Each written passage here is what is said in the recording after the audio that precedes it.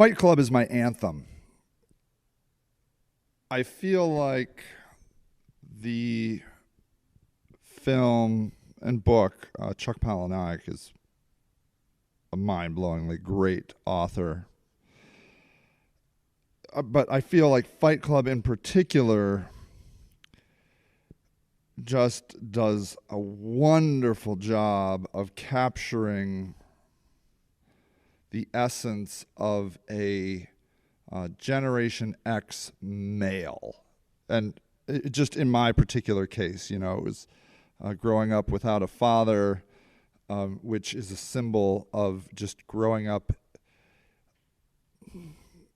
well, in between these two monolithic generations, the boomers and I don't know what you call them, Generation Y, Z, the guys, and they're great people. I definitely would much happier to see our world going into their hands than the boomer hands, certainly.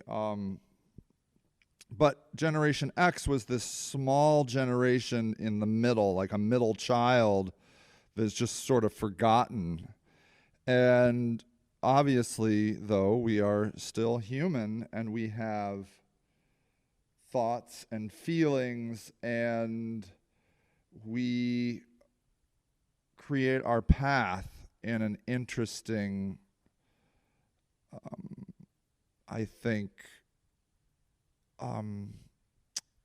unique way that, like, we just do it our way, the Sinatra song, "Do It My Way." We were just soul searching. We've been soul searching. We're not either of those two generations, and so we are us, and we are very different. And the movie Fight Club, for me, obviously, I mean, can you call it the film of a generation? Or if you don't like Fight Club, what about Kevin Smith, the director Kevin Smith, with Clerks and just Clerks, right? Like Clerks, that's the other side of Fight Club in my mind. It's like I'm not angry, but I'm just in this ennui of running a convenience store. There's those, like, that is another component to our generation that is very valid, almost like a giving up, but not in a giving up in a pathetic way, just like kind of going with the flow of the pointless existence that is Generation X. We grew up with AIDS in the 80s, like we literally couldn't even have sex. We couldn't, like, everything was off limits to us.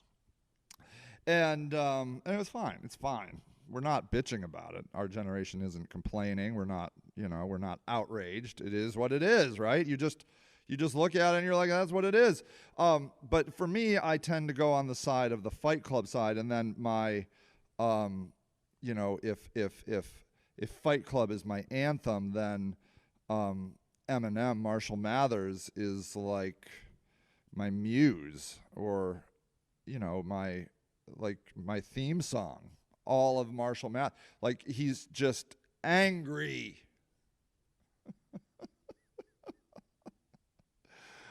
I just feel like, for me, given the gift of Eminem and Fight Club, we're given this wonderful exposition of who we are as Generation X.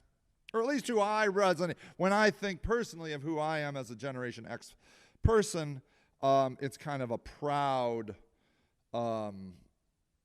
beaten kind of existence. And but for me, it's kind of ragey. And I was listening to Eminem this morning, and that's what got me started on this this discussion. Like, I mostly listen to YouTube music, because there's a button, I just push mix or whatever, and it just plays really stuff that just really is great for me. And like right now, it's like playing old Eminem, like, early Eminem songs, and like cleaning out my closet I've been hearing that recently a lot. You know, I just this morning heard Criminal, really great, funny, vicious song. Just wonderful, wonderful music, okay? Wonderful. You cannot deny the brilliance of Marshall Mathers. You cannot do it. You cannot deny it. You don't have to like it, but you cannot deny the brilliance of Marshall Mathers. You can't do it. It's impossible. Impossible. But he just connects with me, and so, if you listen to this podcast, and the podcast is called Sage Against the Machine, in fact, somebody just this morning, here at the building, was like, Sage Against the Machine. That's how he calls me. And I just really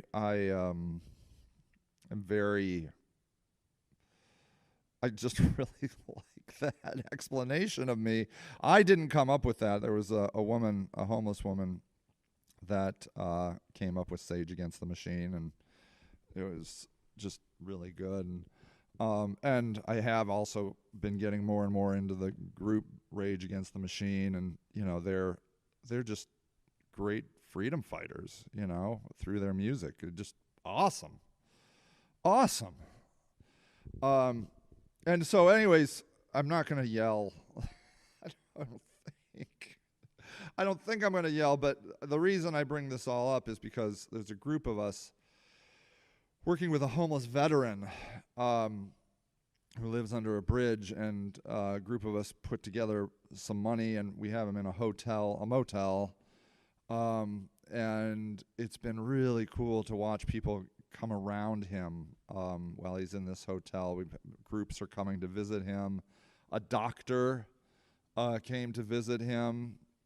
It's wonderful. It's Mother Teresa got in trouble for saying something like, I don't know, the poor are a blessing or something like that, and it was just bad twist of words. And if you think that she is, glad people are suffering, you don't understand Mother Teresa, and you more importantly don't understand what she was trying to get at. There is nothing greater in life than being able to come around someone that needs care. Anyone, a friend that's dying, a parent that's dying, a lot of times dying, right? So as you are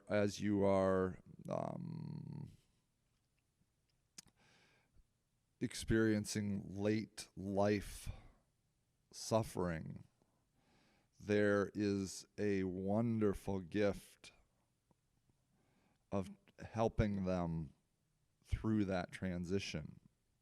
And I think that's what Mother Teresa was getting at. Not that we want anybody to suffer, but suffering is life. I mean, that's what the Buddhists would say, right? I mean, suffering isn't a part of life. Suffering is life. And in fact, anytime you're not suffering, you really should get out your gratitude journal and write it down, because that is the exception, not the rule of life. There's just a lot of suffering in the world, and there is a gift, and most people that are doing this work, I don't know, I strike that. Some of the people that are doing this work call it God, because it's so powerful. It's all the only word you can come up with. You're like, this is God's plan for me. They'll say stuff like that. And anybody that is seriously thinking about their spirituality realizes they don't know what the hell that means. They can't understand God. It's not like you got a fax from God that said, go help Tom over here. He needs help. No. You just were drawn to this person and you feel incredible sorrow and gratitude and love. It's I guess that word sweet sorrow, maybe. That's the other amazing part of it. You can't even describe it. You can't even describe what I'm talking about. You can't even describe it. All you can do is experience it. And that's why Mother Teresa got in hot water for saying, suffering is a blessing. Or that's not the direct quote. Look it up. I don't know. If you know it, put it in the comments. But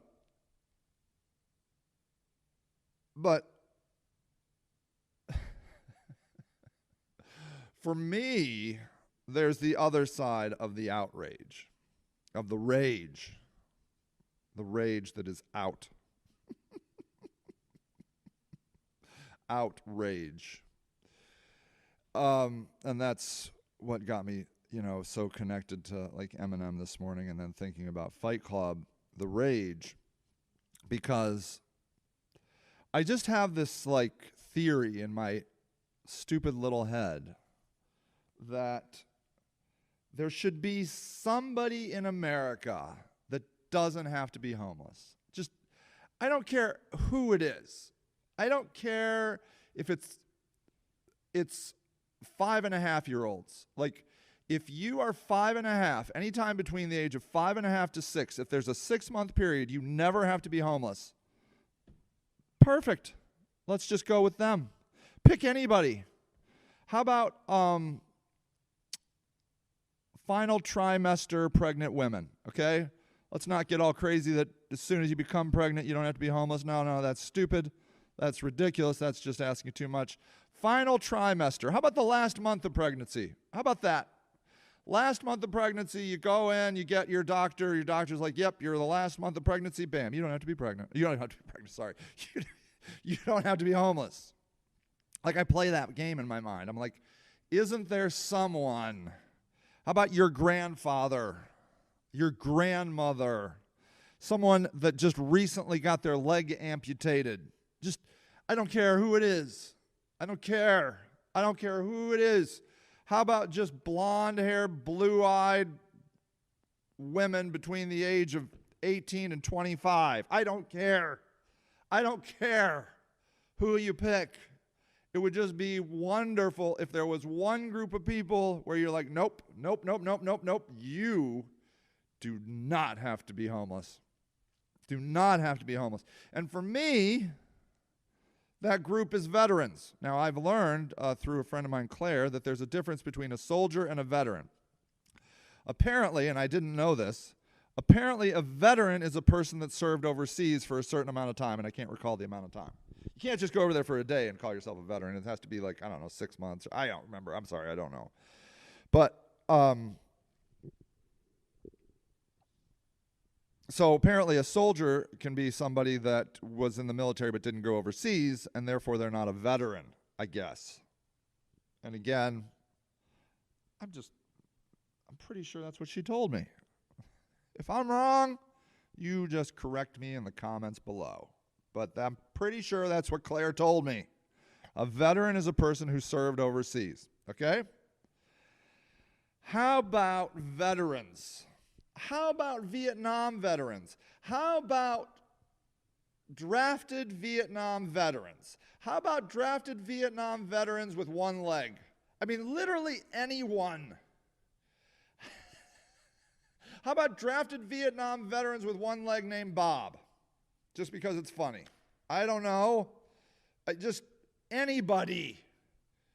They don't have to be homeless. Okay? I literally, I don't care. I don't care who we pick. Just how about we pick a name out of a hat? One guy, one person. Like, it'll be like the quarter quell or whatever in Hunger Games, except instead of killing people, you put all the homeless names in, and you don't have to be homeless for the winter. Just one person. One. I don't know. So anyways, there's a guy we're working with. And right now he's in a motel, and it's wonderful to see people coming around him. And Hope Farm, Georgianne, and the homeless charity have come together to split the cost of the original 4 nights of the hotel. And we also bought him a heater and an extension hose to put a 20-gallon or 20-pound propane tank on the heater. These little these buddy heaters, little buddy heaters, Mr. Buddy, Mr. Somebody Buddy heaters. Wonderful to heat a tent. Wonderful. They have carbon monoxide detector and a trip over detector. I guess the trip over detector is so powerful, unfortunately, so sensitive that some people disable it because in a tent, you're tripping over it all the time and it turns off all the time. That's, I guess, the one downside. It's too good. The trip detector's too good. So we bought him that. That should be coming in today. I also got him a cool camp chair. They're put in his tent. And the reason I got him a camp chair is because he has a very difficult time standing up. His legs are incredibly weak. When I got him out of the truck at the motel, he fell down. And it wasn't because he was drunk. He wasn't drunk. He was very cognizant and aware. I don't know when he's a drinker, but I don't know when he drank last. But he did not fall because he was drunk. He fell because his legs are incredibly, incredibly weak. He should probably be in a wheelchair. He does not have a wheelchair. And the word is that a doctor came and saw him at the hotel and believes that his toes are frostbite and maybe have to be amputated. That was the word I got this morning or late last night. And here's the thing. He will not, he doesn't go to hospitals. I don't know if they'll be able to get him, but he refuses. He's just like, I talked to him, he's like, they're just going to tell me everything. I already know. Stop drinking, stop smoking, get indoors. And there's an element of truth, right? They're going to just say that crap. My mom was the same way. My mom hated hospitals. There's a certain kind of person that just doesn't like hospitals, that's all. And so at any rate, he...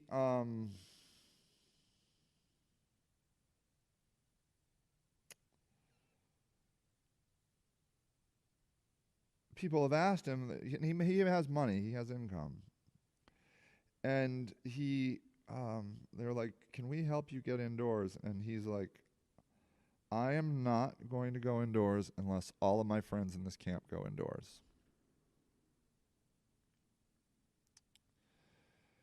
And this is a man with frostbite that can barely walk. Somebody stole his overall winter bib. Somebody bought him those and somebody stole them from him, probably because they were freezing. He will not entertain the idea of going indoors, living without taking his friends.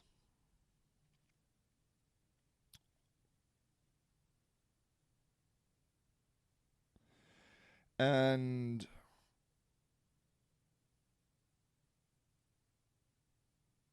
a person with that much integrity and that much valor, and a person that did so much to give back to our country,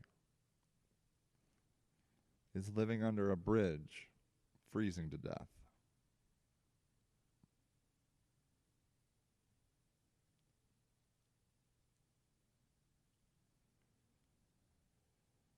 It's just not right.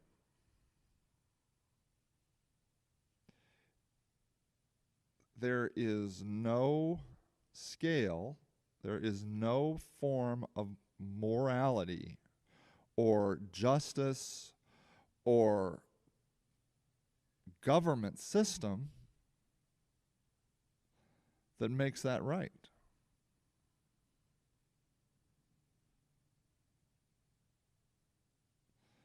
There is nothing in the world that should be happening to what this one man, who is just a symbol of endless homeless people in his exact same situation all over the Midwest of America, all over Europe, all over the world in this winter. Those are the stories that are happening while shelters are being shut down by our government. There is not a single homeless person in this 18,000 square foot building right now, and it is, I think it did get above the teens. It's cold in here. The building is terrible with heat. 60 degrees in this building. I got to do something about that. It's just always cold in the winter.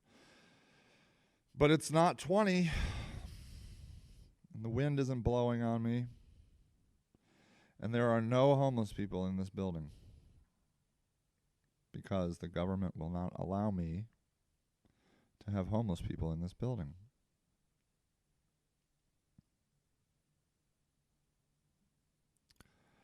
What do you conclude about the motivation of a government that forces freezing people out of buildings? Because it's happening. It happens all over the country. I think there's a group up in Cleveland called the Metanoia Project that was forced to shut down. There was a group, I don't know where, I just read it yesterday. They're closing right this week before Christmas because they don't have the funds.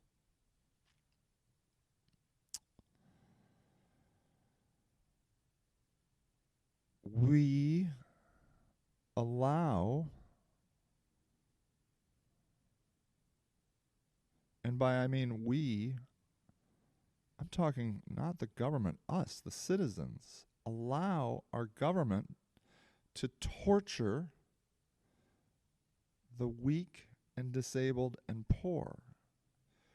It is on our watch that this is happening. You can debate all you want about what's going on down the border. Personally, I think it's obviously torturous. But, there is certainly a debate as to whether or not, the illegal immigrants should be there. I read about a mom throwing her baby over the fence because the baby needed medical attention. It's clearly desperation there, incredible desperation.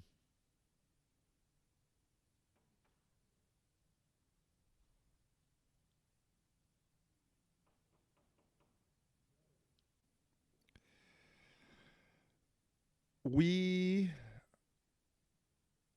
the people of America,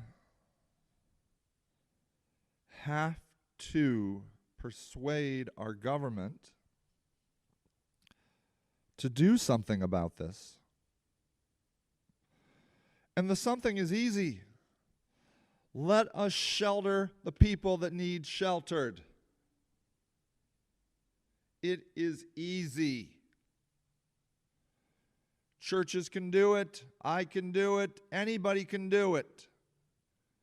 You want to put requirements, the amount of people, you want to have specific things where this, and this, but they cannot hide behind their ordinances and say, well, this building is not zoned for that.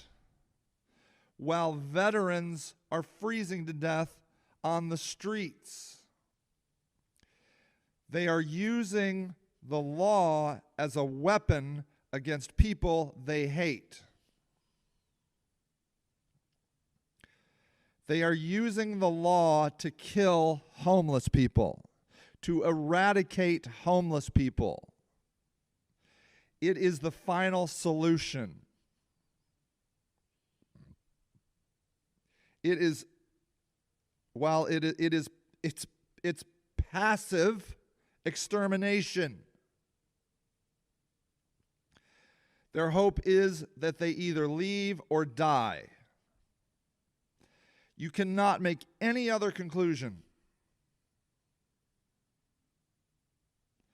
Because when somebody looks at a veteran who is freezing to death on their streets and says, this person has nowhere to go while countless, endless buildings are sitting empty, they are lying about their motivation.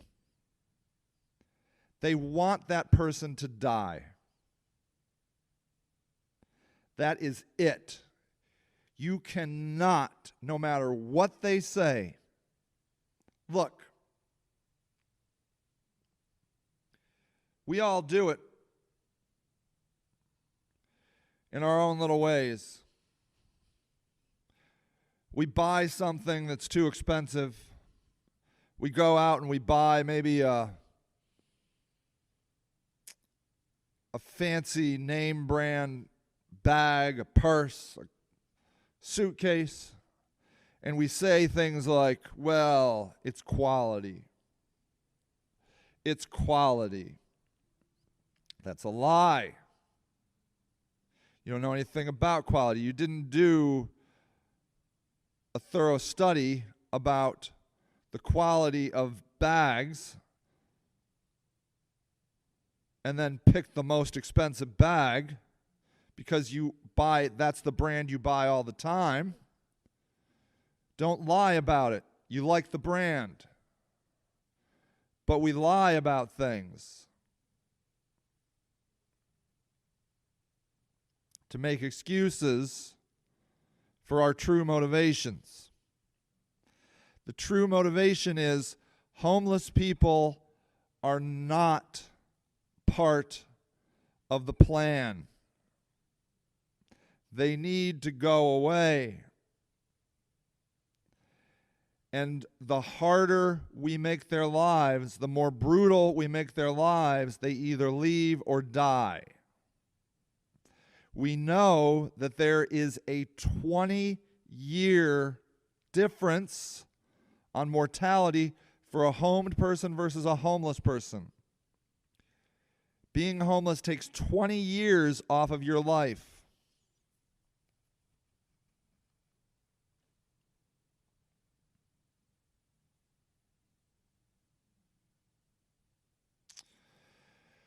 We cannot stand by as our government tortures our weakest citizens. We have to stand up for them because they are beaten to a pulp. They cannot stand up for themselves alone. We have to stand with them. We know what is right. We have to do what is right. It is abhorrent and torturous and cruel and brutal that veterans are freezing to death on the streets of America. There is no scenario where that makes sense until you put in the idea that you don't want them here. We don't want those people here. Just make them go away. And then it makes perfect sense. We let them die and rot in incredibly brutal conditions because our government does not want them here. Do not think your American government is more altruistic, more idealistic than any other government on this planet. You know why we go into the Middle East. It's not to create democracy. It's to take their oil. Why aren't we in Africa? Well, we are in Africa. But there are many places that are being tortured. People are being tortured and their human rights are being violated. How about Saudi Arabia, one of our best friends? Never implicated them on 9/11, even though most of the terrorists were from Saudi Arabia. Do not pretend your government isn't what it truly is. A cruel, murderous regime. I'm not anti-American. I love America. This isn't an anti-American spiel. This is telling you how people become absolutely corrupted amidst the power they are given as political officials. It's not the system that's broken. It's the people that run the system. But here's the thing. You know why I love America? Because I can say these words. What you are listening to right now is American freedom.